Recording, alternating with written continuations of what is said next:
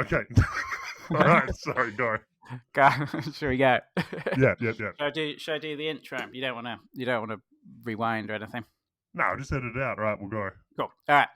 Hi, it's James today. I'm here with my friend Worst Contrarian, and I'm going to be asking him some questions about his trading experiences so far, whilst trying not to dox you, mate. Oh, how the tables have turned. It feels like it's a bit intimidating. I don't get to just sit back on my ass and just hammer out, just question everything now. I've got to actually be involved. So this is awesome. Thank you, mate, and thank you for letting me do this. Do you want to talk to start with about how you got into trading? You know, where did it all start? So yeah, I always thought I was always really interested in it. I remember in like 2015, I watched a documentary on like the global financial crisis, and it was like this guy made out with $10 million. Yeah, and then like they said like and then like on one of these documentaries, it's like you know, every day we'd be required to go out and like get on the piss and all this stuff and like entertain clients. And I remember just hearing about this, and then there was also the element of like turning money into more money, but like the thing that sort of resonated with me at the time, which now I know is like incorrect, but it scaled with like, you know, doubling your money or making 20% on a mil, 10 mil, you know what I mean? Like you could pick it up along the way. So I thought, oh, this is a really good skill to have. Yeah. So you did the standard thing. If I only make 1% a day, I'd own the entire world by the time I'm 19. Dude, I remember like I did a thing and now saying like I had an Excel spreadsheet. It's like if I make like 10% a week, I'll make like, and I start with 10 grand, I'm gonna like, I'll be, you know, that'll solve all my problems. I'm sure literally everyone who started has done that kind of stuff, right? You know, everyone who started has done that. Well, you join for the money, you stay for the mental illness. So I've like gone ahead and I'm like, okay, let's do this. How can I learn about finance? So in 2016, I knew I wanted to do it, and I'm like, what's this? And I'm like, I don't know how it came about, but I'm like, penny stocks seems like the go. And like I was like, I'm gonna start getting to do stuff with penny stocks. And I remember like I watched all these videos on YouTube, and I'm like, Tim Sykes on a yacht and stuff. Trading for his laptop. Yeah, like in front of one screen. And he's like, oh, I just made like $5,000. And he's like, he did it real smart though, how he was like, you know, I'm really dumb. And I'm like 18 or whatever, right? Like around that age. So I'm like, yeah, I'm way smarter than this guy. So like if he can do it, I can really do it. So I'm like, obviously blow up that account. I'm trading, and I remember like it's all momentum, all news driven, but it was like I didn't really even understand what I was doing. And one day I did it for like a little bit, but I remember a few times that stood out. Like I lost $1,000 one day. Another day I made $800, and the day I made $800, I was like, oh my god, like this is life changing. And I think like the next day I lost like 1,500 or something, and I was like, okay, like I don't know what I'm doing. So I sort of like retire from my from my short-lived career of like trading penny stocks, and then I'm like, well, that didn't work. So maybe I should look at like, and then so I got a job, and I'm saving my money and just sort of chipping along.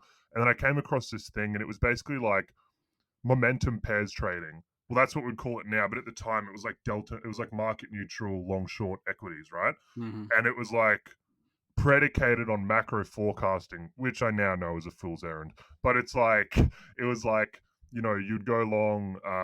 I suppose a classic example right now would be like Nvidia short AMD or something like that. Yeah. So I was doing that, and this was in 2017. And do you remember what kind of year 2017 was by any chance? Nothing happened in 2000. It was like the worst environment for pretty much all those kind of trades. Right? Didn't you say it was the best year because you could just sell vol and go to the beach or something? Oh yeah, I loved it. I was really slutty in 2017. I was talking to Darren. You know Darren on. Yeah. I love that guy. Yeah. Talk about him. Like lots of people hated 2017, but yeah, me and him had a grand old time because we were short a lot of volatility then. Don't necessarily try it at home, kids. I remember like it was such an and like nowadays, like you know how you know too much for your own good. Like I remember in 2017, I was like, look. To be young again, I'm like, look, the Fed's hiking, which sucks. I didn't have any political opinion of him, obviously, but I'm like, look, he's gonna cut taxes. You know what I mean? Like, this is all we need. This guy's and he loves the stock market. So, And I remember all year it's just like grinding higher, just like Yeah. do do do It was do like, do was it like Spy was like sharp 3 or something? I think wasn't it? by 1% drawdown. Yeah. So it gets to so I'm like doing this long short shit, and I sort of get this brilliant idea. I'm like, these shorts are really holding me up. Mm. Why don't we just go long? And like I remember I'm like long Amazon and long all this other shit, and I'm like, you know, making money. And I went long like Netflix and just like all these other just typical, starting off trades. And then So was that like discretionary stuff based on some kind of catalyst? I just thought, man, like, I don't know what I had. Like, to be honest, man, I just had a watch list of stuff that. So originally, I had a watch list of stuff I was watching in pairs trade. So like long Amazon, short Kroger was one of them. Kroger's like a supermarket chain, but the thing was that Amazon was trying to break into like supermarket. Like, I don't know, man. Like, Yeah. like all of these now, they're like, oh yeah, that's dumb. But at the time, I was like, this shit is gonna. No, but I mean, like the reason because it seems like a pretty good idea for a beginner to trading, right? Like most people sort of splash around looking at Elliott waves or candlestick patterns or trying to macro forecast or something. But like there's the beginning of a good idea there for something that you To run started with it. with. Yeah, Well, I feel like the macro element was like a bit of a like, but I feel like there's parts of it how like mean reversion pair, like this was momentum, you know what I mean? Like you would hope it would keep going, but like I feel like mean reversion pair trading is like, I'm a bit biased because I love it, but so I'm doing this and then I like start cutting my shorts and I'm just long and then I remember I had like all these weird ideas. Like I remember specifically, Netflix's earnings came out and they beat earnings and the stock went down, but they beat earnings and I'm like, well, this is an easy trade. Like we already know where they're at, so I'll just buy as much of this as I can. And then like, you know what I mean? Just all this amateur stuff. And then it comes to January 2018, and in January 2018, the Fed were hiking, but like that was sort of just happening in the background. Like Yellen was sort of a bit chilled out. And I don't think she wanted to hike when nah, she was definitely hiking. Anyways, and then in January 2018, non-farm payrolls came out, and the average hourly earnings were like higher than like they were higher than forecasted. So inflation was meant to be higher than forecasted or something. And Mm. like, do you remember what happened? And do you remember? Do you remember? No, no, Well, I can tell you. you got the PTSD still. I think like the stock market was down like at least 10%, possibly Oh, 15%. oh yeah, yeah. January Yeah, I'm with you. 2018. Yeah, So like I'm with after you. that year of just like 2017, just like grinding higher, it's like, oh my god, the Fed's gonna hike, and it's like boof. You know what I mean? Like, And you were leveraged long a bunch of growthy stuff, right? and like I remember just feeling like so powerless because I'm just losing money and I just Yeah. don't know what to do. And I remember like I went on my lunch break at my day job and I went like into the bathroom and I'm sitting there and I'm like looking at my like CMC on my phone or whatever and like everything's red and I'm like, I need to do something. I just need to do something. So I'm Yeah. like, fuck it, I'll just sell some Dow Jones futures. And look, I think this is the sort of origin story for most kind of systematic traders, isn't it? Is that you're kind of doing stuff and sensible stuff and probably doing well and making money, and then all of a sudden the punch in the face comes, and at that point you realize that actually you never had a plan all along, or at least you'd never had a comprehensive plan The plan was to all make along. money. That's all you Yeah. need. Yeah, which is great when you are, right? But then you're punched in the face, and your plan was make money unless something really bad happens, and that's not going to cut it.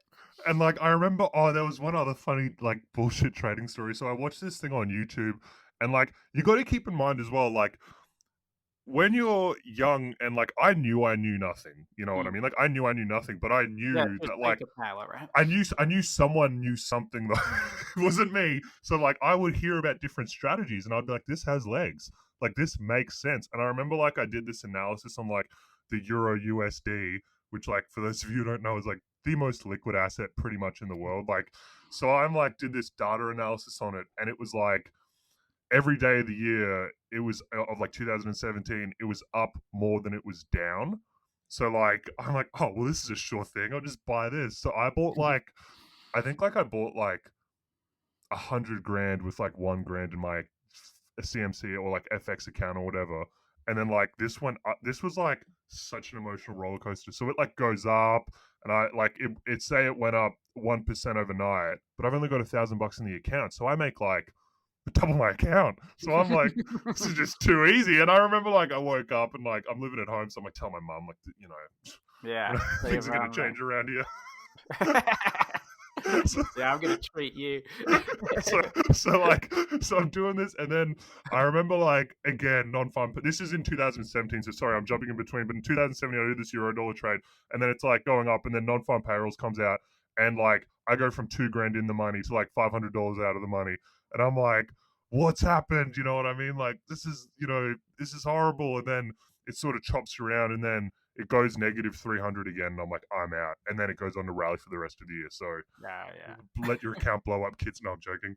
So, anyways, it's January 2018. That happened with those pairs trading, and I'm like, this is just so. I'm like, this makes sense, but the amount of money I had, I think I had like 10 grand trading or something because I didn't have much money. I was a uni student, but also I was like, I don't really feel confident in my like abilities. You know what I mean? So, which we'll come back to later on. So I'm like, all right, this isn't working. So I sort of give it a rest, and I give it a rest for like, I go and get a job in finance. So I'm working full time in finance, and like I'm around traders and stuff, and like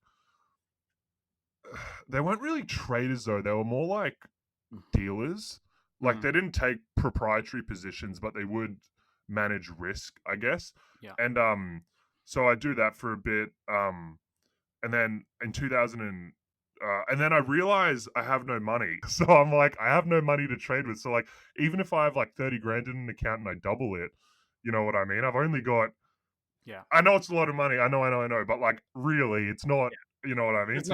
It's not enough to structure any kind of reasonable sort of business-like endeavor off of, is it?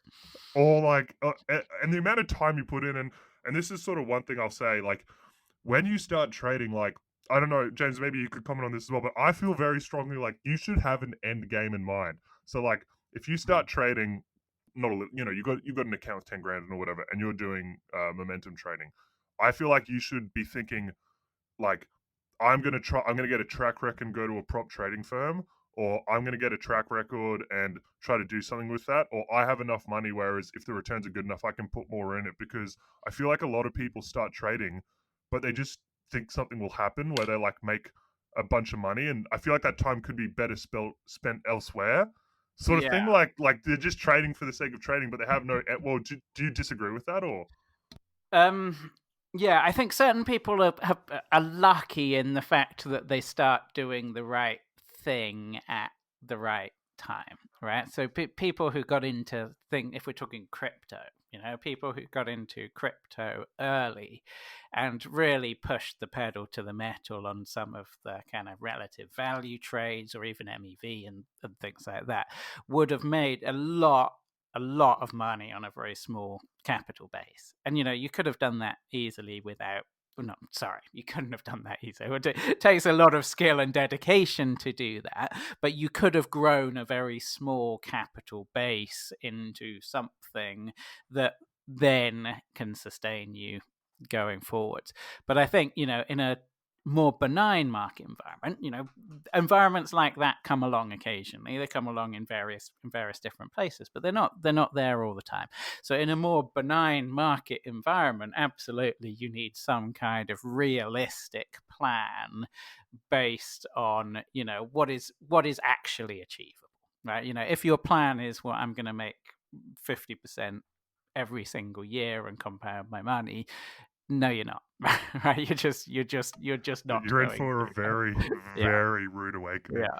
So I think like just realistic expectations really really important. But as well as that is noticing when you're in an environment where you really have the best of it, and just freaking getting the pedal to the metal when you do, right? Just take advantage of it. And like, but I suppose it takes wisdom to know the difference between those, and like you have to know the good. Like when I remember talking to our friend, and he was talking about how he used leverage in 2021, and I'm like, man, you're fucking crazy, dude. I would never use leverage. And now I look back and I'm like, wow, like what a You know what I mean? Because you, Yeah. So yeah, so I imagine everyone wants you to talk about crypto, right? Nearly everyone wants you to talk about crypto. How did you start getting into crypto? so so I realized like and you got to keep in mind as well, like throughout all this, I love like I found it so interesting on such a meta level. Like if you look at my bookcase, I read books on every trading style there was. Like I thought, because I didn't know what I was going to do, so I'm like, maybe I'll be a macro trader, maybe I'll be a short seller, maybe I'll be a I didn't think I was going to be a quant, ironically, because I'm Ah. like so I'm like but I could see you as a short seller, actually. I could. That'll suit you down to a T, man. you only don't like me because I'm telling the truth. So now I'm like, I start a business. I got a day job, and like, I'm working pretty hard. Like, I'm working harder than I am now by like, you know what I mean? Because I'm like, Yeah. would work all day and then work on my business all night. So I save up a bit of money, and I've got like 100 grand or something. And this is in 2021, sorry. And I'm like, you know, and I just see all these people making money in crypto, and like through like someone posted about, or somehow or another I found out about the cash and carry in Bitcoin, Yeah. how you could do the cash and carry and just print. And I'm like, I should be doing this. I think it was Trader Skew. I think Trader Skew had a course, and in that course you would like, he did heaps of stuff, but another one was doing the liquidity pool, how it had like 3,000% APR on like Atlas and shit like that. So I do that, and I do that for a little bit. And it's like it sort of ticks along. It doesn't really blow Mm. any doors off, but it kind of makes money. And then one day, our mutual friend posted on Twitter, the on in December 2021, he posted that there was a huge arbitrage on the Aussie dollar tether on Binance. So say Aussie dollar is at 70, it went to like 60. Mm. So you could buy Aussie dollars for like a 13% discount. And I did that. And I made like, I didn't get enough sizes I wanted to, but I made like 5 grand. And I was like, holy Nice. shit. Like, Yeah. holy shit. Like, I remember I called my girlfriend and I'm like, stop and get yourself a bottle of champagne on the way home. Because like printing.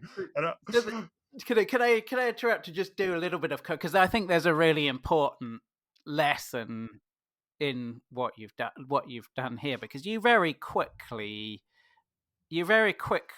got to taking obvious trades. Right? Like what a lot of beginners will do is they'll try and forecast the future, or they'll try and sort of read the tea leaves on things and put on these sort of complicated directional trades or their views or something. What you did there is go, look, I can see these really obvious trades. Futures are trading richer than spot for some reason. So I can just buy the spot and I can sell the future and I can sit in it. And as long as that remains the case, I'll get paid, right? It's a very obvious thing that you can see, and you can see why it's getting paid. You don't really need to know that much about the things you're trading, other than you think those two things will keep persisting, right? The liquidity pools, so same. I can sit in this thing, I can hedge out my directional risk with some futures, and I can get paid in a very, very obvious way that I can track and I can understand. Same with the Australian dollar arbitrage, right? It's there, you can see it, you can see exactly where your returns come from. And when you're approaching a new market, this is the kind of stuff that you want to do, right? You don't have discretion, you don't have an understanding of what's going on, you don't have anything. You just want to take the easiest trades that are in front of you. So why do you think you managed to get that? Why do you think you managed to jump to the air? Because it took me 20 years to get there. Like, how did you manage to get there in 2 or something? I read a book called Efficiency by Wall Street Playboys, and like this book, I swear to God, I would not be where I am without it, because that convinced me to start a business.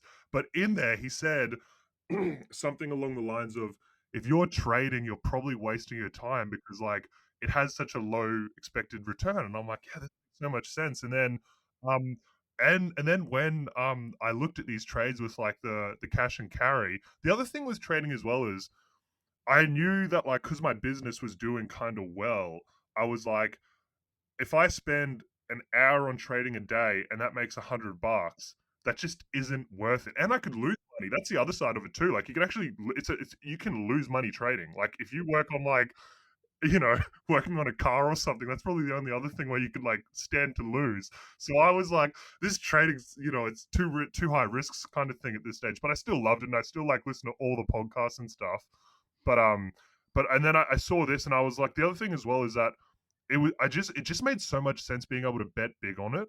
And that's another thing as well. Like when I saw this cash and carry, like no concept of counterparty risk, I was like, nah, these guys are legit. FTX, like Binance sounds legit. So like no concept of counterparty risk. So I put like my whole stack. Like I really put my dick on the line. Do you know what I mean? Like if this hadn't got blown up, like we would not be having this conversation. So yeah, I just saw, and I was like, it just makes so much sense. And it was like low maintenance, and then so yeah, and some of those trades in 2021, like you can go on YouTube and look up, like people were doing cash and carries on like dot futures and making like 30% Yeah. a quarter. Like Yeah.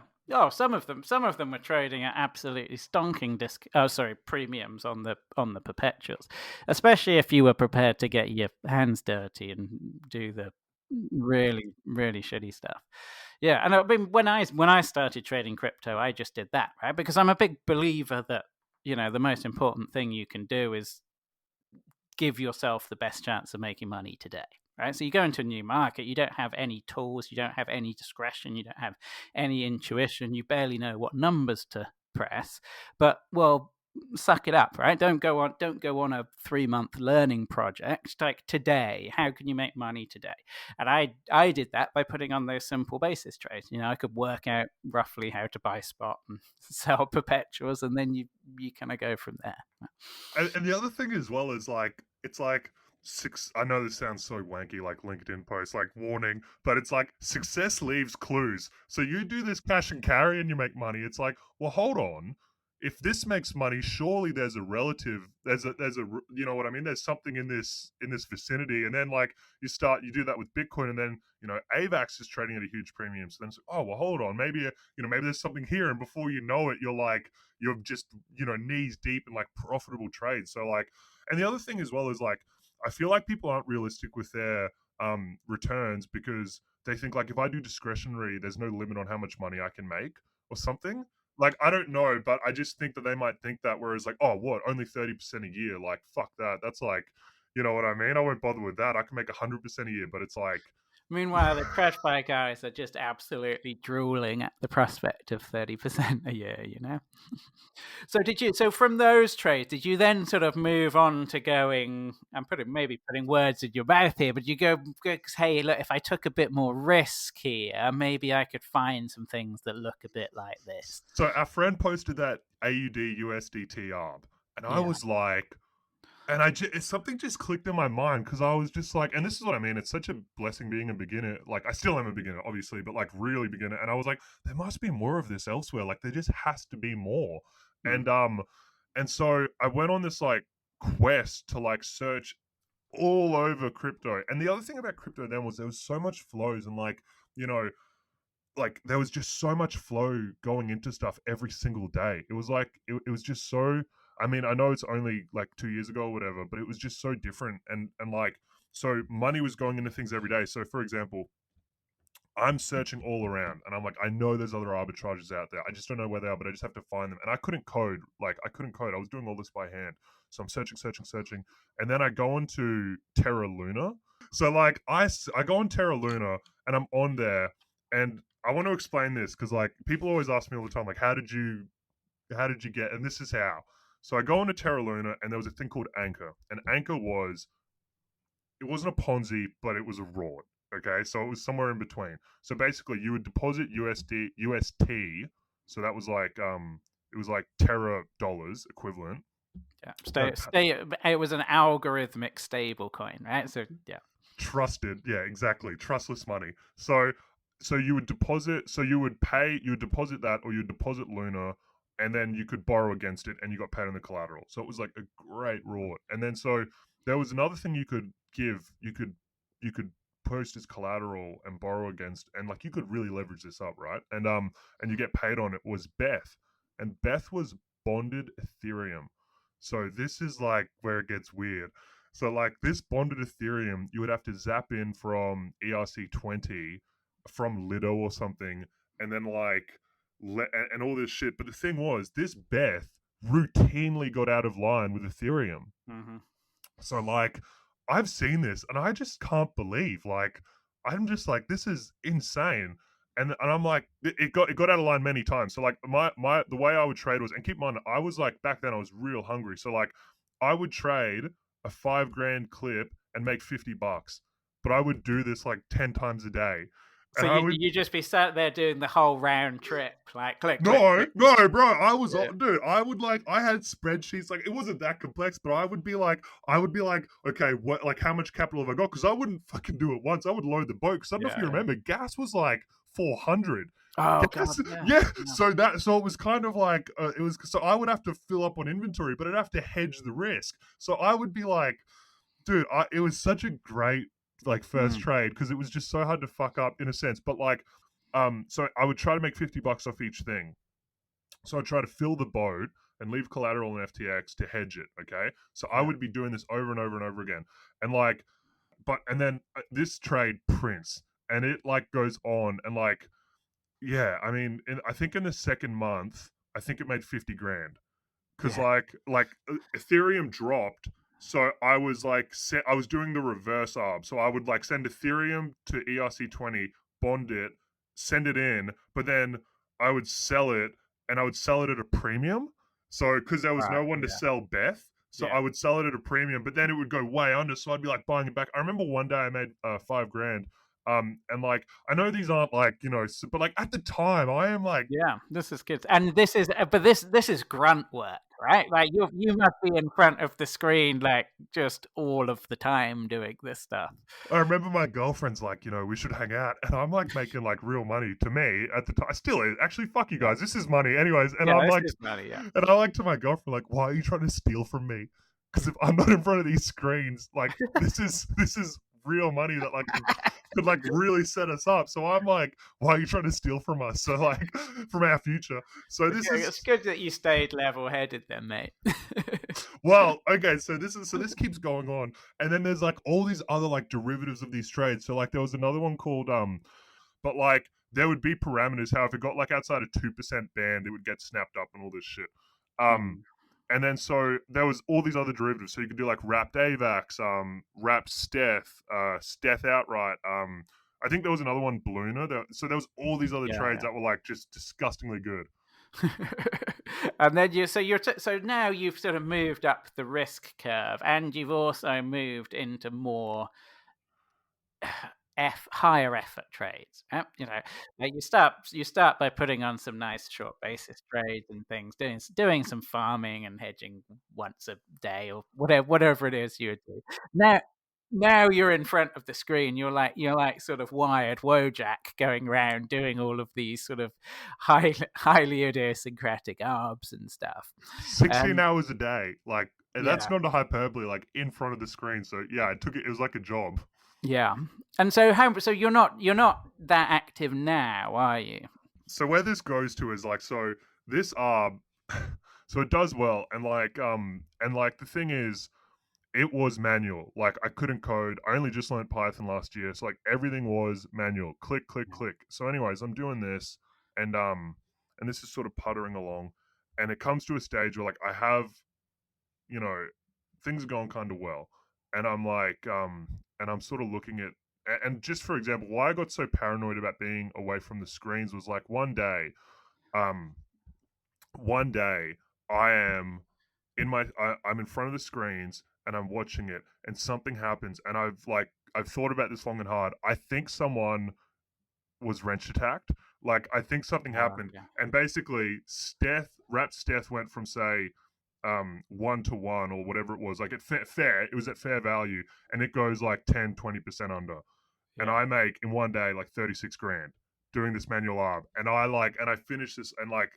but it was only because I was there. And the other thing is as well, this is all on chain, so on chain, so I can see the other traders, so like I know who the other guys are, and like I thought about sending NFTs to people, being like, fuck off, stay out of my trade, like do you know what I mean? So this is I'm going through other things, so like so I get real, and then so I'm ticking along, and I'm really enjoying it, and like it's just and I'm active on Twitter every day, and then in May. So May comes around, and then I don't know if you guys remember, but May was when Terra Luna imploded.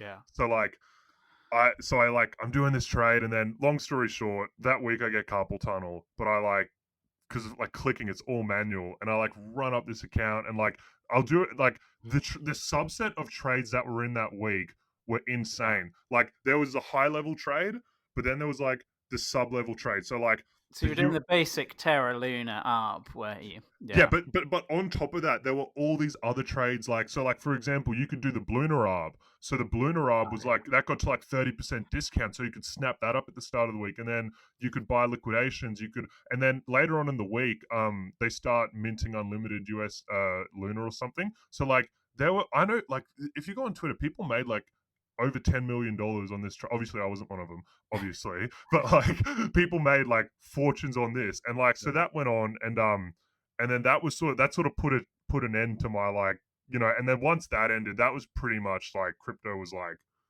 3AC Yeah. blew up, and like that was pretty much the beginning of the end because like there was no more flows, like everything got smaller when that happened. Liquidity pools which had like $10 million shrunk to like what I mean, and like so Yeah. your impact would be 1%, so it was like not even worth your time sitting there. So like and then and yeah, from there I just started doing stuff on FTX, and then I just the one thing, and then Sorry, that was the natural progression there, wasn't it? You've got all this stuff on DeFi going, and you've still got these sort of ridiculous structural games going on FTX, which we kind of understand a bit better now, knowing how price insensitive Alameda would have been for that. But it's interesting how all of our stories kind of follow the same kind of arc, where we're like, okay, well, the party's gone over here. Now we're going to all sit in the same kind of things over here on FTX. and then so I'm like, so I'm thinking about trading, but then something you said, and you said this a million times, and like I just want to hammer it home. It's like you said, in markets you get paid to be useful. Pretty much from there, it's just been a journey of like learning how to make money and like be useful, and just Mm, learn like different things about and just different ways to trade, and like whether it be market making or like picking people off on some shitty exchange, or doing things that are operationally hard. So like mm. there's like like yeah, so that's pretty much been the story since then, like a But year you've ago. got involved in much harder, much harder trades. Basically, they're either emotionally harder in terms of the fact that you've got to take on some risk that someone else doesn't want, or they're technically harder, right? If you're doing things that look a bit like high frequency trading. So what do your kind of bread and butter strategies look like now, if you're willing to talk about it in Yeah, general terms? there's very few new things in the market. There's nothing new under the sun. So Yeah, I do tons of risk premium stuff just to pay the bills. So like staking, looking for stuff on chain, which is like, and the thing is, you can't put a lot of money into this for like yeah. many reasons, but like you can't. So just doing that, basically, just looking for stuff on chain, staking, cash and carry, like just basic stuff like that, and that is like where the majority of my trading money goes to. So that just ticks along, and that pays the bills, and that gives you a buffer every month. And And then sorry, are you willing to take directional risk in that stuff, or are you hedging it all nah, out? it's all Yeah. hedged because Okay. it's just like this isn't This isn't is it, it's not our forte knowing things, is it? Rick? no, I don't really take directional risk, but those are all my like passive strategies, and then I've got like active strategies, which is like those are like the thing about those the thing about active strategies are it's literally like setting up, like imagine this, you set up a shop outside a concert and you're selling bottled water for $10. That Hmm. business makes money, but what does that business require? A willing buyer. Yeah. And a lot of strategies are like that, whereas Yeah. like you would love to do them every day, but Yes. that you're waiting for flow. Yeah. So that's what, like that's why I'm hunched in front of the screens every day now, or like more often than not. So the risk premium stuff ticks over, and the active stuff you're just waiting for flow. Yeah. You can only eat what you're fed in the markets, kind of. I think that's actually it's a good point, because it's a problem that a lot of people have, especially really smart people. They go, I'm smart. therefore I should be able to make something happen here. But it doesn't, it doesn't really work like that, unless you've got some people on the other side that are willing to overpay for some commodity or sell it to you too cheap or whatever, because they're desperate in a hurry or some other combination, then you're going to really struggle to make any good money, right? Because you're going to be trading against other people who are also discriminating on value, and that just means you need to be better than them, which you probably aren't, right? So it's very hard to make money in an environment where you don't have customers, for one of a better word, where you don't have a rampant retail bid or. So like there's two. So like with trading, there's two strategies with active strategies. There's maker strategies and there's taker strategies. This is what I think, by the way. Don't like comment abusing me. This is how I see it. And it's like with your taker strategies, like you are so outgunned. Like, when it comes to like something being offside particularly on an exchange, like it's hard for something to get out of line, because if it gets out of line, someone will jump in and take it. But maker strategies, like for example, on like the Aussie dollar, on like Kraken, that routinely gets out of line because people just come in and indiscriminately buy. But you have to be there. So it's like, Yeah. you know what I mean? You're waiting for flows, like you said. You got to wait for someone to sell it too rich. So yeah, that's and it's not a great time for that at the moment, is it? Everyone's a bit sad. So, what does your day look like? I'm kind of you're up pretty damn early as far as I can tell. Like, what does your daily routine look like? I'm trying to like be more on it, but like I just wake up in the morning, get a coffee, go for a walk, and then when I go for my walk, I don't take my phone. I just try to think. This is like all those unhinged schizo rants, you know what I mean? Because I don't have like a soundboard and I'm alone all day. But yeah, then I'll just fire up the screens and like I'll usually just read Bloomberg and then just try to think about. I feel like a lot of time you should just be thinking about new ways to make money, and it's like, I just try to research all the risk premium stuff. That's why I'm sort of a big believer in the risk premium stuff, because that'll just ticks over. So like buying a bond is risk premium in a sense. So like you got that fixed income, so then you can focus on. So yeah, usually, and then I just talk so much shit in the Discord. You know what I mean? I'll just be like, and like I'll be on Twitter, see something that'll wind me up, send it in there. You know what I mean? And then just try to do something else. Wait for my girlfriend to get home. She'll be like, "How was your day?" Like, "Oh, you wouldn't fucking believe it. I haven't sat down. So haven't had a break."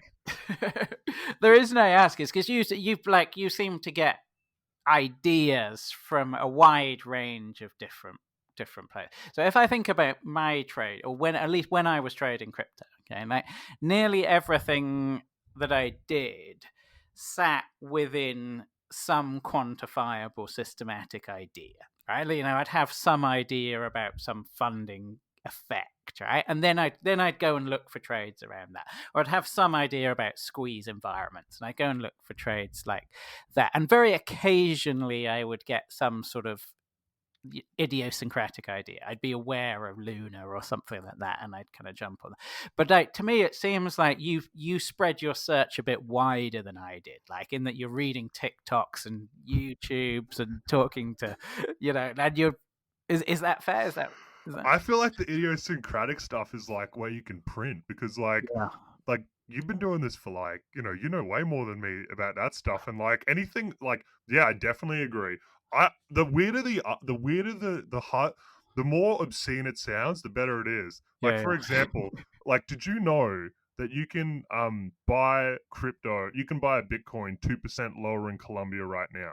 Did you know that? I had no idea. I probably would if I'd been paying attention to your Twitter. So you could go if anyone's in Colombia, yeah. So like you can buy that like 2% lower and then send it to Binance, sell it for USDT, convert to USD, send it to Colombian peso and do it again. But it's like, and those idiosyncratic things, sometimes they pay, you know what I mean?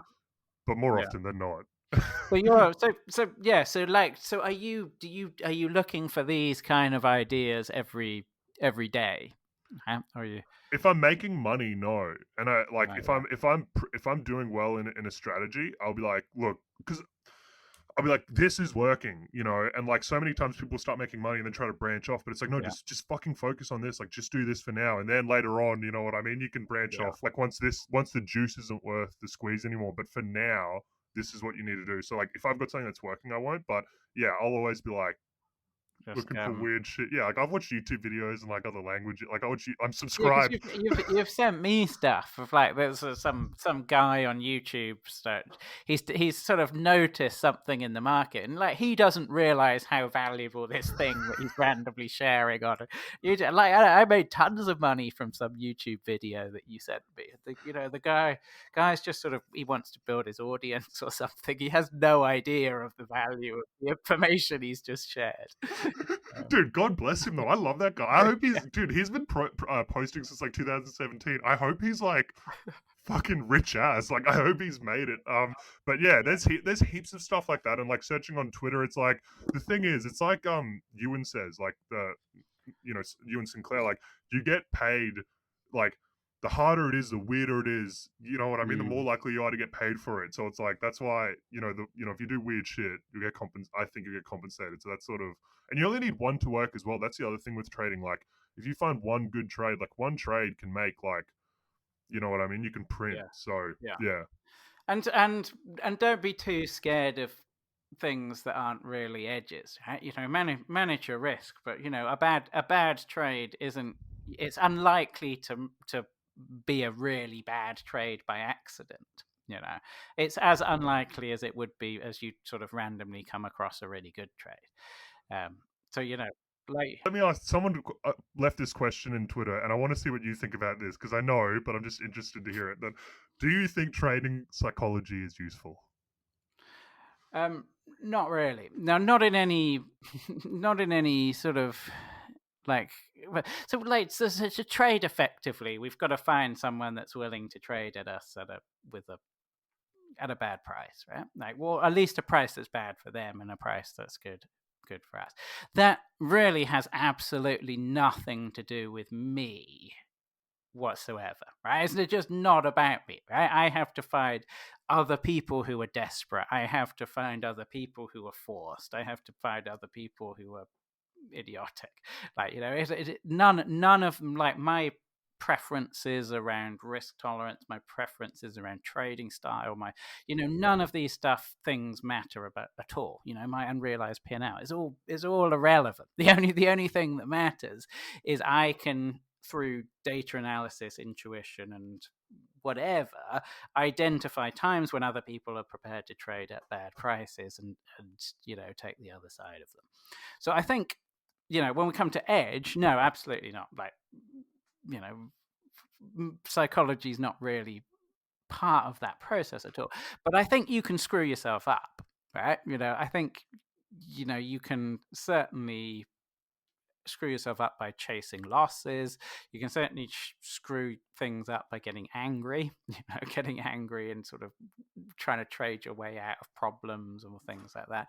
You can screw yourself up by being ill-disciplined, like especially, if you're trading options or something like that, and you've got all this kind of convex risk on, and you decide you'd much rather go out and party or something, and your positions grow 4 times bigger than they were previously, then that is a problem.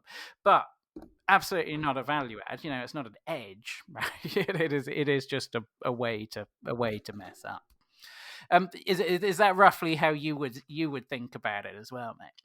With trading, like, I'm just trying to think of an analogy for this, but like, imagine if like James said to me, Worst Contrarian, I need $100, okay? Can you lend me $100, and at the end of the month, I'll give you 110, okay? And I'm like, okay. And and I know there's no credit risk. I know where he's at, sort of thing. So I'm like, yeah. Do you guys think that I will need to talk myself into that, or like, I need to really harness, like, I need to be like, these are breathing exercises. Yeah, like if you're buying something that's worth $1 for 90 cents, and that's what edge is, like that's what good trades like that are, and they're out there, they're in crypto, they're prolific. You can buy shit cheap. Just trader psychology. The thing is, like, there is so much money to be made in grifting people. How's the easiest way to grift someone? Like, get them to deposit money into an account, run it up, and run it to zero, or better yet, you make money. Like they don't care. Like if they've got a referral thing going on, they'll run it up. So like a lot of people say, "Oh, your trading psychology needs to be on point and all this shit." But it's like, if you're buying something cheap, you shouldn't really need trading psychology. And so Yeah, and stuff like you often get told that stuff like discipline is important. Like just the most important thing is, and that's bollocks, right? But, if that was true, every single quant trader would be making squillions, right? Because a computer is the most disciplined thing in the world, and quant traders don't make any more money than anyone else, right? So discipline around something that isn't making money is a bad thing, right? You should be mad. You should fix that, and then you should make money. And I think the real thing that you need to fix with your psychology is if you're screwing up, right? If you're ill disciplined, if you're taking on too much risk, if you're ruining your personal life, fix that stuff. But that's life advice, right? There's nothing. That's not trading. That's not. this goes to like this advice is for accountants. This is for Yeah, everyone. exactly. Yeah, well, no accountant would say that psychology was important for their job, right? They'd be, well, okay, well, just fine, go and fire your numbers or whatever. And the other thing as well is like if with like you know fuck okay, but like the thing is, people will point to exceptions to rules and be like, oh, see, this is viable. So like we'll explain Warren Buffett or like explain Druckenmiller and all this stuff, and Mm, like I'm just gonna be straight up. I am not that guy. I can't be that. I'm not yeah. someone who can punt directionally and have that skill set. If you are, like, God bless you. I'm insanely jealous. But like, probably if you think about it odds wise, you're probably not. Like, so writing out your strategy and being like, I'm doing X. When X happens, I buy, or when X happens, you know what I mean? I'm buying something cheap. If you can't do that and stick to it, and then yeah, that's just what I mean. Yeah, So I guess lots of people that came into crypto in the last few years would have looked at someone like Kobe and gone, "Hey, look, maybe I could do that." And the truth is, you can't. Well, you might be able to in the future. You might do it in the future, but it's a low probability bet. And certainly now you just can't, right? You can't come into a market and know things about it and make distinctions. You just can't. But what you can do is what Worst Contrarians just sort of explain. You can look at these bleeding obvious disconnects and go, okay, well, I can see where I'm getting paid for here. And you don't really need to know that much to start doing that, right? Maybe you do to do it and scale it and make it big, but you don't need to know that much to start. So I guess like our main advice for people listening to this is just don't mess around on trade like wishful thinking trades, right? Don't mess around on trades that might work. Like, wait, look at things. There's enough stuff out there that's just bleeding obvious. Go and find that and trade it. I just finished reading this book, which I actually liked. I might do a review on it. It was called 20 Hedge Fund Trading Strategies. And like I know it sounds like one of those books, but I actually liked it but at the end it said it's had like a concluding thought sort of thing. And one of the things was trading on your gut. And it's like never trade on your gut. And like I can point to so many times where I've just given up, a grand here, 2 grand there, 5 grand there on just dumb shit like, oh, Bitcoin looks cheap. I'm just gonna, you know what I mean? And like, they never really make money. They usually always lose money. So it's like, I think I've only ever had one good discretionary trade in my life, which was like traded shorting gold in 2012.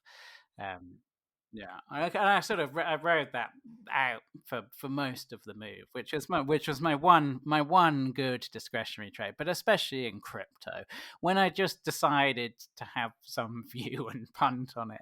I mean, I must have lost money overall doing that, but I don't know how bad I was, but I obviously had no real sense of anything outside of the really obvious structural kind of things that we've talked about. why did you short Well, gold though? What was the impetus for that? oh, there was just a sort of widespread belief that QE was leading to hyperinflation, right, at that time, which meant that you sort of got this huge bubble, like interesting, like people scared of essentially scared of bubbles in other asset classes, almost generating this massive bubble in gold.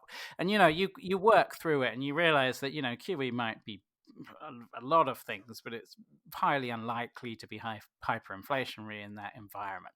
So it was one of those cases where I think the only example of a time when I'd been able to identify when a really large prevailing narrative was wrong.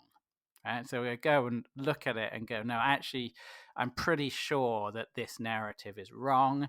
I can see the gold price has been up in the sky, and I feel relatively confident about the market eventually realizing this. And I had a stop on that position. If it hadn't gone my way pretty quickly, I'd have come out of it and given up my career as trying to macro trade. How much of your account did you put on it? Like, Well, it wasn't very big. It wasn't very big. you knew enough to know that, like, Yeah. you didn't know enough. Yeah, exactly. Yeah, and like I would never put much money on a trade like that, right? Like I'm an idiot, right? Like I'm not going to put my macro smarts against the market very often. Yeah. So hey, what's the easiest money that you've ever made? Like what's the where the stereotypical money on the pavement, reach over down and pick it up. Has that ever happened? Have you had one? No, I don't think so. I don't think so. Certainly not one where I haven't underestimated the amount of risk involved with the trade. So I think I can think of times, almost certainly times, when I've thought that there was a big mispricing somewhere, put it on, only to discover that there's something important. There was I think everyone did this on FTX, right? There was this rebasing. There was some sort of coin that sort of rebased, changed its supply at some point every day, which meant that you'd buy some spot, and then the next day you could just have a different quantity of spot.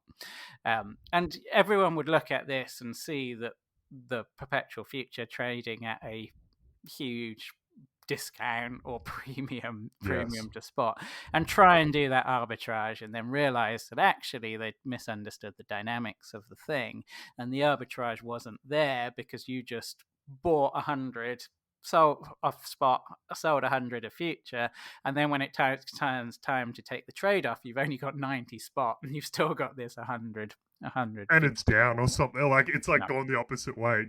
But I think if you didn't do that, you're probably the kind of person who leaves money on the table, right? Because you don't, especially with crypto, right? Like you don't need to understand every single aspect of every single thing you trade. You can just sort of fuck around and find out, and put these things on pretty small. The world won't end if it's not a good trade. You just learn, and then you've got something to talk about.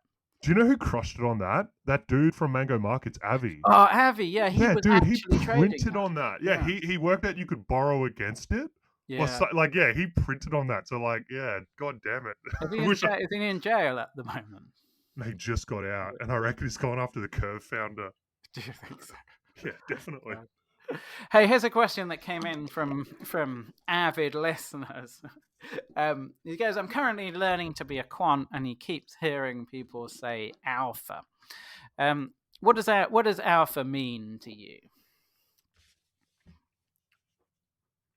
I think Ewan nailed it. I'm reading one of his books at the moment, so that's why I keep quoting him. But he nailed it. Yeah, yes, it's Ewan Sinclair. Everyone should read his books, whether you trade options or not. Yeah, read the book today, thank me tomorrow. And he said basically like the difference between risk premium and, you know what I mean? It's like that. The analogy is like risk premium is you see $50 on the highway, and other people have seen it, but they're like, it's not worth running out and grabbing it. That's risk premium. Alpha is when you walk past a bar Sunday morning and you see $50 outside of a bar. So what's happened? Someone's reached in their pocket for their phone and they've dropped $50. And so alpha is like something that you see that no one else sees, I guess. And I just think the odds are none of your trades, very few trades of alpha. Like most of it's risk premium or like you're providing a service, but I don't know, we could spend Yeah, so you hours. would go, yeah, you certainly wouldn't say if you had a market maker that was literally just providing liquidity. I don't think we don't think we'd ever say No, that was alpha, would we? certainly not. No. Well, here's someone who had a lot of alpha. Alameda Research.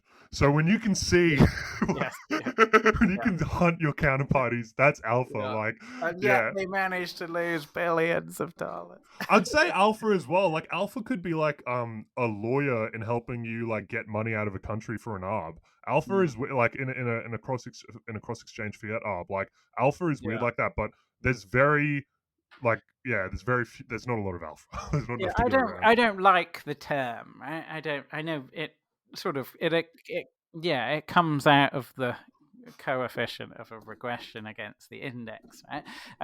And that doesn't, you know, it also feels fairly self-important to me, right? Like I think, and you're really good with this, like WC. You managed to be very very humble despite having a lot of kind of early success of this stuff.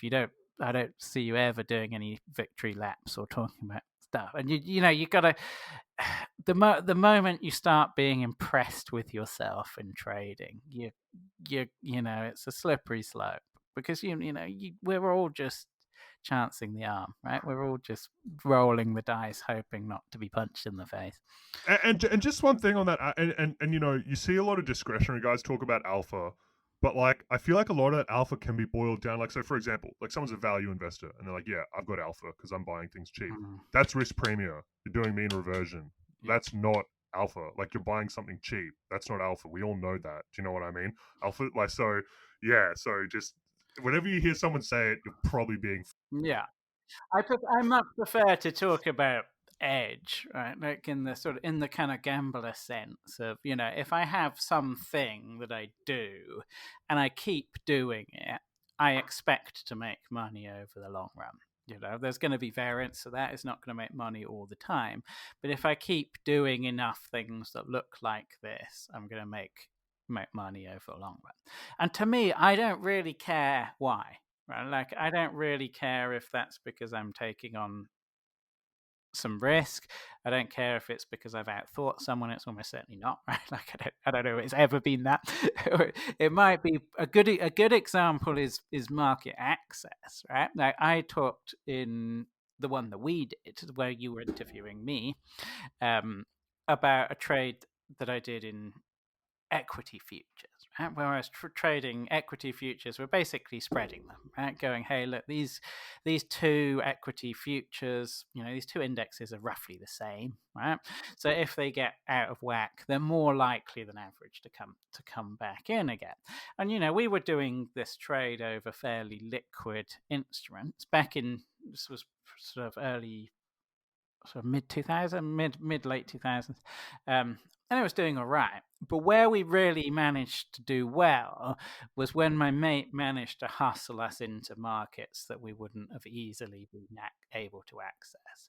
And and there was we weren't doing anything smart, right? This was just eyeballed levels. We'd plot the spread, and we'd eyeball levels at where we'd start sort of selling, where we start buying the spread. So there's no freaking Kalman filters or co-integration tests or like whatever kids talk about on the internet these days, right? The advantage there was just getting access to that market and being willing to do the trade, and I think that's almost one of the most persistent sources of alpha, if you can find those things, if you can be the one prepared to do the dirty lunar arb or trade the sort of wrapped whatever it was you were trading. the Colombian peso arbitrage. Like if you're Yeah, willing to get your exactly. hands dirty, like you will probably get compensated for it. Do you? I know you're a lot younger than me, and like, do you have any trading regrets yet? Well, yeah, I like. How long have you got? Like, I mean, yeah, heaps. Like the biggest one. Nah, not really. I tried to do the best at the time. You know, it's so easy to look back and be Yeah, like, oh, retrospectively, like, oh, this was so obvious or this was so obvious. But like at the but it's time, not. like, I'm trying to make the best. Just like I'm Yeah, working in my best interest. Like, yeah, no one is trying to do better than me for me. So yeah, like retrospectively, like, yeah, I could have been more aggressive here or I could have done that. But like at the time I was like, I mean, yeah, obviously there's way like I would have a lot more money than I do now if I had have just held on to things a little bit longer or pushed risk a little bit Yeah. higher. But what about you? Is there any that like really like Yeah, not pulling money out of FTX quicker was is one of them. You know, I was in some. I sort of looked, so we looked at our positions. We reckoned take 6 hours to trade out of everything at a reasonable amount of slippage. I was a bit drunk. I was tired. Decided to go to bed and just wait to see. So we got out of everything. Liquid did some trading, and then I was like, well, okay, we're out of a third of it. Let's just reconvene in the morning. And then I woke up, checked my phone. Binance had bought FTX. Everything was, of course, they hadn't in the end, but that was the headline, and everything had turned off. So yeah, no, I certainly wish I'd listened to you on that and just kind of panicked and pulled everything out. if it makes you feel any better, I still lost. Did you? Still lost money because I was in a liquid trades, man. So Yeah. like I lost money too. That's the thing. Like if you like all of the best trades on that platform, would have taken you a bit of time to work out of. And the right thing to do was to stay up, right? Smash some coffee, man up, and trade out of it. But no, I think my serial. So I don't have the problem of cutting things too early. If I do anything, I hold on to them too long, right? So I'll carry on trading things long after. I'll just carry on trading things long after it stopped working. Which I think is the right thing to do, right? Like, we're absent any intuition around why it stopped working. I think it's the right thing to do to just sort of size it down, give it a bit of time. But no, all my regrets are just not going hard enough. Not when the going was good, not really getting the pedal to the metal and pulling as much as possible. But I would caution people listening to this. What I mean by the going good is obvious, right? You should obviously know that you have a massive, obvious edge that you could gear up. Most of you won't be in that position most of the time. I'm not in that position most of the time. WC is not in that position most of the time. But sometimes you are, and when you are, and you need some sort of skill and experience to realize that, just go for it. Don't you feel like though that there's a bit of survivorship bias because you're here talking to me and you're like, oh, I wish I'd have gone harder, but I'm not. Yeah, but I've survived. The guy, so I'm not sitting here with the guy who pushed it too hard and then got like licked on a candle, and it's like, fuck, I just lost like half of everything, so they never trade again. So you got to keep that in mind as well. I was thinking actually, like if I had to like an epitaph for my trading career, it would probably be, well, he survived, right? Like he did it a long time and he survived. So hey, if you were a young person, like you're a young person, you've got a few grand, you want to trade crypto, what would you do? Where would you start? There's easy. I just say to them like, there's easier ways and more fun ways to waste your time. No, I would just be like, honestly, I'd want to work out why they want to do it first, because like, if you want to make some easy money, like. But of course, you got to find out the hard way. So I would just say, like, yeah, you know where I'm going. Like, it's like, yeah, I'd say I'd just say do pairs trading or something with Bollinger Bands or something like that. Like, just find, like, that's not financial advice. Like, just find like, yeah, I'd probably just do something like that. Or I'd be like, find something where, like, B dot, because that has a terminal value on Binance. This isn't financial advice either, but like B dot has a terminal value on Binance. So like, that is going to end up at $1. So you can make a spreadsheet and simply calculate like, hey, it's at a discount to what is it? So for example, right now B dot's at like 90 cents, right? And it's going to be at $1 in October.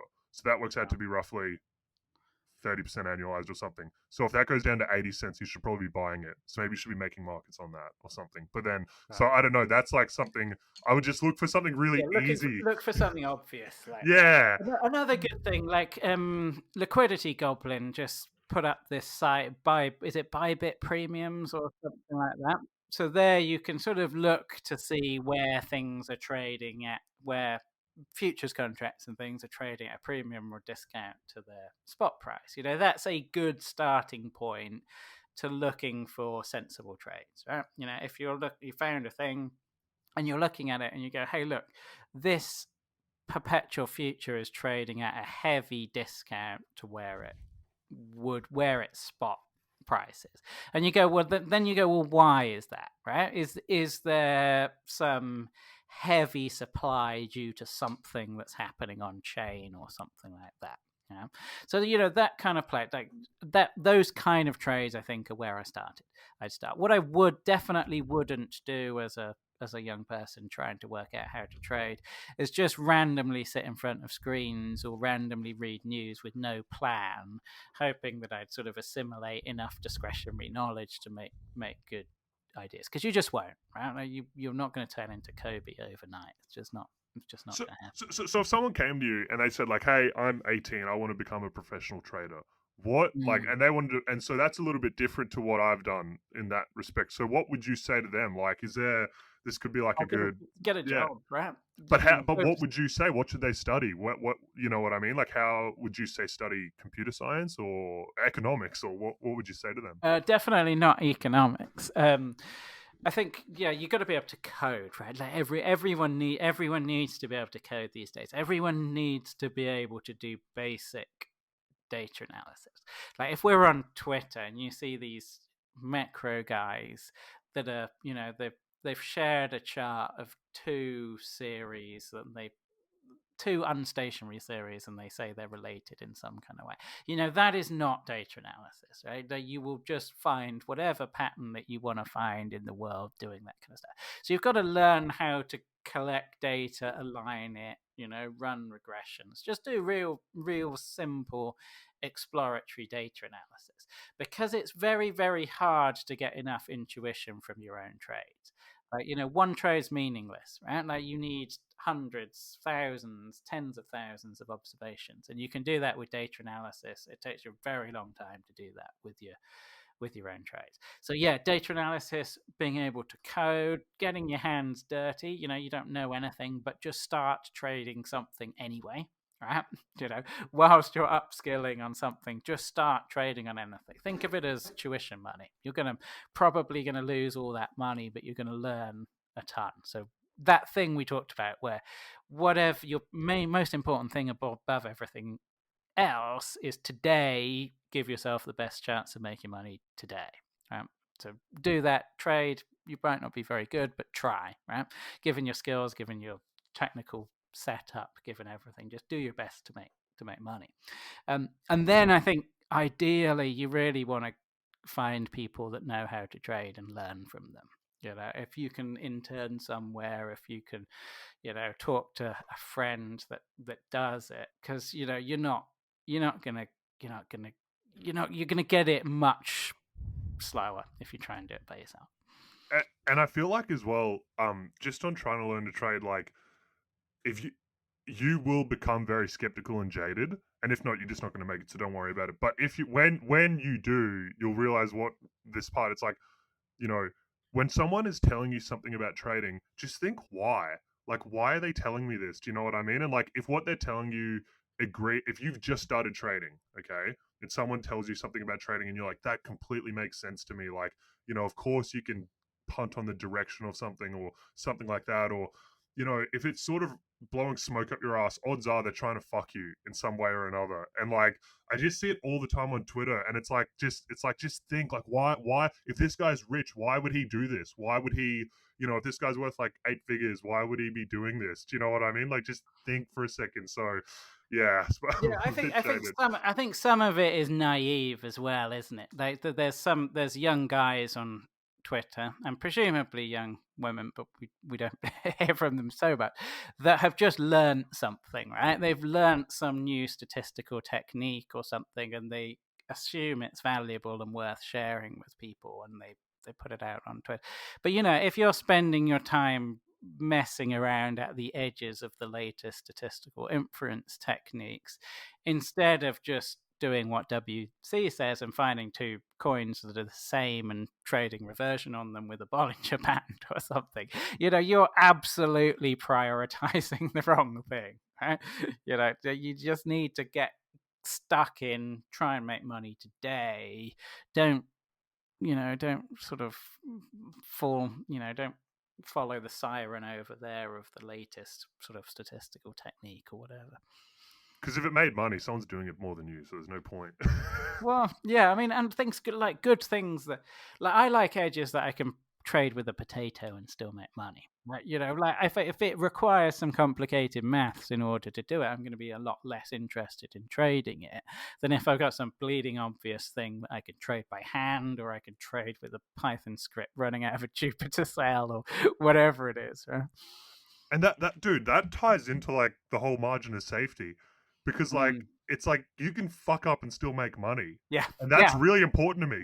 It is, because you will fuck up. Yeah, I will. So it's like it's really important to me that like someone sends me a trade that makes like 20 basis points, not interested. You know what I mean? Because it's too thin. So like, yeah, the idiot factor. So yeah, completely. Yeah, agree. and remember, if you're doing medium frequency trading at a quant hedge fund or something, then you're going to be working with razor thin edges where trading costs, market impact, things like that are very, very important. Okay? So a lot of the techniques that you hear about that quant traders and things talk about are very, very relevant to them. Right? That doesn't mean they're relevant to you, right? You're trading your 5K, 5-figure account at, I don't know, Bybit or whatever it is. And, you've got a very, very different set of concerns, much more sort of practical, look for things that are wide open and go after them. Well, James, thanks so much for coming on. Is there anything else you want to say to the good people of Trading Stories? No, thank you for listening. Is there anything else you want to say to the good people of Trading Stories? Leave comments. Like, tell us what you like, tell us what you don't like. Follow me on Twitter, Worst Contrarian. I think. Have you got anything coming up this year? Have you got any plans to Have you got anything coming up this year? I'm not sure. I might do another row. So I taught an options course with you and Sinclair, which was really, really, really good. Had lots of fun doing that. I think we might be doing another run of that around August, September, something like that. I'm not sure. I've got another course, Trade Like a Quant, that we're going to do another run of in October, which is about just taking easy edges, right? doing trades that are uncompetitive and easy and things you can do part-time. Well, make sure you follow James on Twitter so you don't miss out. But thanks so much for coming on. Really appreciate it, mate. Have a good one.